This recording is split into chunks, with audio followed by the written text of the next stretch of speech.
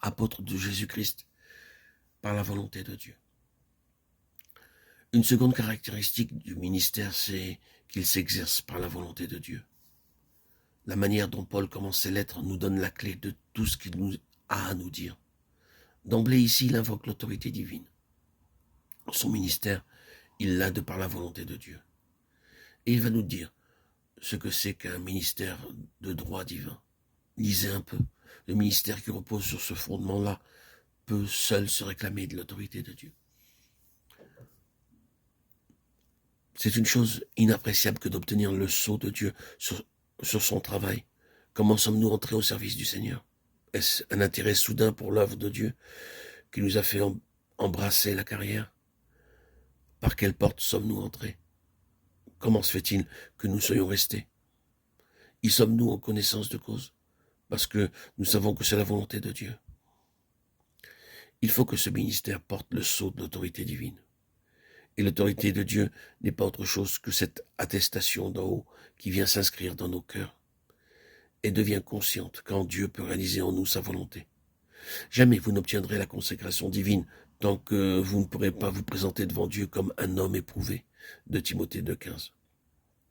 Alors seulement le ciel s'ouvrira au-dessus de vous et les mains divines se poseront sur votre tête. Aussi, ne pouvons-nous pas assez insister sur la nécessité et l'importance d'une vie secrète avec Dieu, à l'arrière-plan de n'importe quel ministère. Il en fut ainsi pour le Seigneur. Il en fut ainsi pour Paul.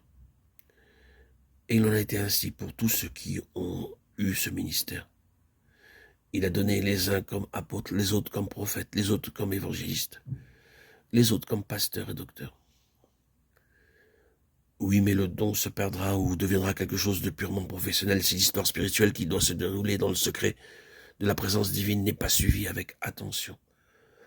Un des dangers de l'activité chrétienne est que notre vie en devient si trépidante que nous négligeons l'histoire secrète. Nous perdons contact avec cet arrière-plan qui fait la force de notre vie. Et un beau jour, nous nous apercevons que nous n'avons pas ce qu'il faut pour satisfaire aux besoins des autres. Votre parole perd son mordant, votre puissance s'en va. Et vous voilà sur les confins de la banqueroute. Pourquoi? Parce que vous ne savez plus le chemin du lieu secret. Vous avez perdu le fil de votre histoire avec Dieu.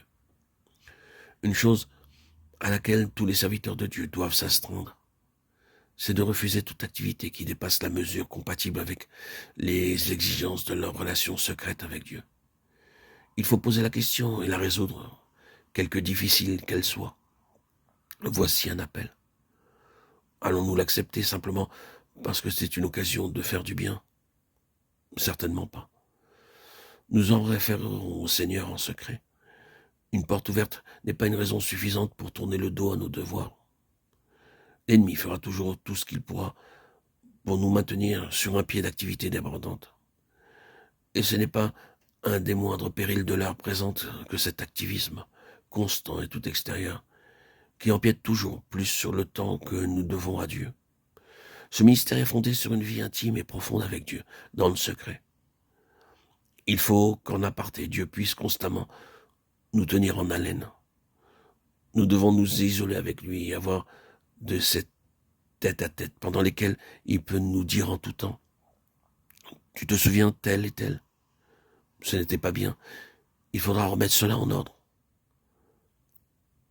Peut-être nous est-il échappé quelque chose d'inexact ou avons-nous au contraire manqué l'occasion d'une parole opportune? Dieu ne laisse jamais rien passer. Si nous lui donnions assez de temps, il nous signerait tous ses accros ou nous les remettrait en mémoire.